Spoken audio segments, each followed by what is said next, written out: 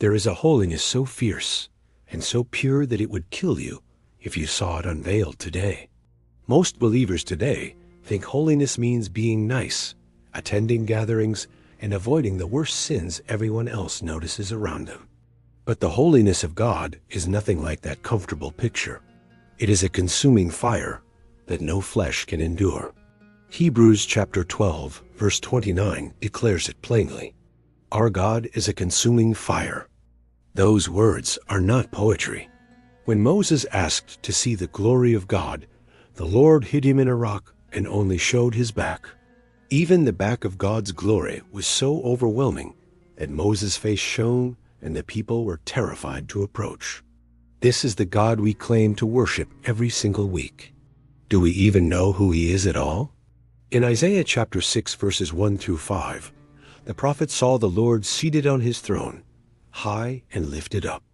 Heavenly beings covered their faces and their feet because they could not bear to look upon his fullness.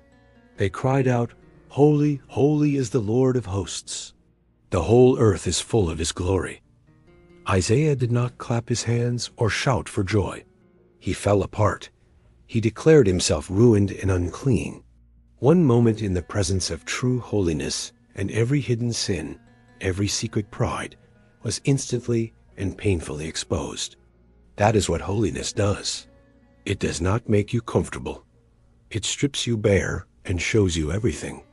The modern church has replaced this terrifying beauty with shallow songs, empty rituals, and feel-good talks that demand nothing. We have tamed God in our minds. We have made him safe. But the living God has never been safe. Leviticus chapter 11 verse 44 says, I am the Lord your God. You shall be holy, for I am holy. That command was not a suggestion for the spiritually ambitious. It was a direct order from the Creator of everything. God did not say, try to be good. He said, be holy, because the very nature of your God is absolute holiness. 1 Peter chapter 1 verse 15 confirms this carries into the new covenant. Be holy in all your conduct. Peter did not write those words to super spiritual leaders alone. He wrote them to scattered, ordinary, struggling believers everywhere.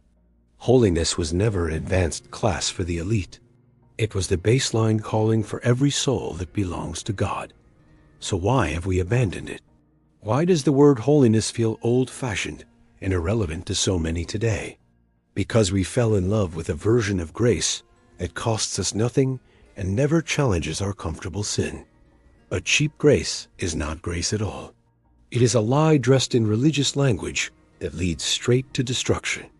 True grace cost the Son of God everything. His sweat, his blood, his final breath on a Roman cross. The cross was not an invitation to keep sinning freely. It was the ultimate price paid to set you free. Romans chapter 6 verse 1 asks the question plainly. Shall we continue in sin that grace may abound? Absolutely not. Paul was horrified by the very thought of using God's mercy as permission to stay chained to the very thing. Christ destroyed the power of sin on the cross. He broke the chains. Why would anyone willingly pick them up? Yet millions of professing believers live exactly that way. Free in name, but enslaved in practice every single day. Holiness means being set apart, separated from what is common, and consecrated entirely to the purposes of the living God. It is not just about what you stop doing. It is about who you are becoming through the power of God. 2 Corinthians chapter 3 verse 18 says we are being transformed into his image from glory to glory. Holiness is a journey. It is a daily death to self and a daily surrender to the Holy Spirit within. Without the Holy Spirit, you cannot live holy. Your flesh is too weak and your will is too broken. But the Spirit of God living inside you is more than enough to overcome every temptation and every fleshly desire. Galatians chapter 5 verse 16 says, walk in the Spirit, and you will not fulfill the lust of the flesh. Walking in the Spirit means moment by moment dependence on God, not seasonal bursts of religious enthusiasm that quickly fade away. Many believers sprint toward God during a crisis and then walk away from him the moment their comfort is restored. That is not holiness. That is convenience. And God will never be reduced to a convenient option in your life. Revelation chapter 3 verse 16 carries a terrifying warning. Because you are lukewarm, I will spit you out of my mouth. Jesus does not want part of your heart.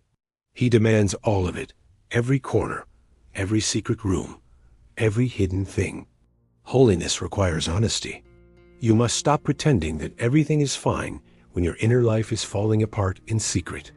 God is not impressed by your public worship if your private life is filled with things you would never confess.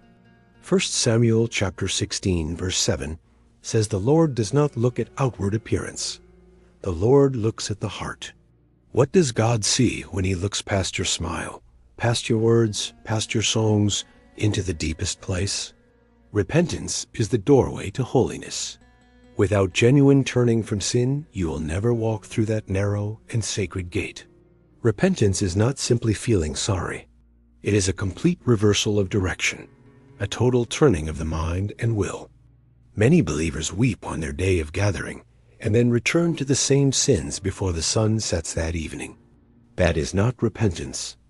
That is emotion without transformation. God is looking for fruit that proves the turning is real. Matthew chapter 3 verse 8 commands us plainly, bear fruit worthy of repentance. Let your changed life be the evidence. Holiness is not perfection. It is direction. It is the steady, daily, relentless pursuit of the God who first pursued you. You will fall. You will stumble. But the holy life is marked by getting back up and pressing forward again.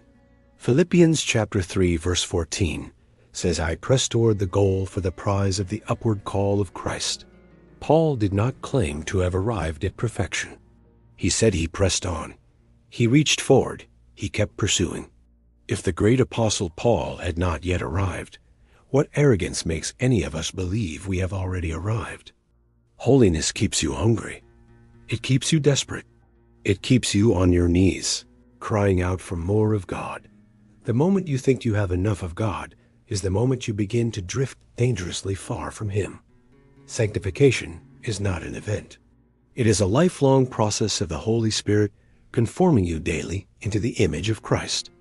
Every trial you face, every fire you walk through, is the refiner burning away what does not look like Jesus. Malachi chapter 3 verse 3 says he will sit as a refiner and purifier of silver. He watches the fire. The refiner knows the silver is pure when he can see his own reflection in the liquid metal at last. God is refining you so that when he looks at your life, he sees the reflection of his own Son. That is the goal of holiness, not religious performance, not outward perfection, but Christ-likeness formed deep within your surrendered soul. The world will never see the beauty of Christ unless the church walks in genuine holiness that reflects his true character. We are called to be light in the darkness, but light that has been dimmed by compromise is no light at all. God is calling his people back to consecration, back to purity, back to the holy reverence that shakes you to the core. He is not looking for perfect people. He is looking for surrendered people who will say yes and mean it completely. Will you answer that call today? Will you lay down every compromise, every excuse, and pursue the holiness of God? The holy God who called you is faithful. He who began this work in you will complete it. Trust him and be holy.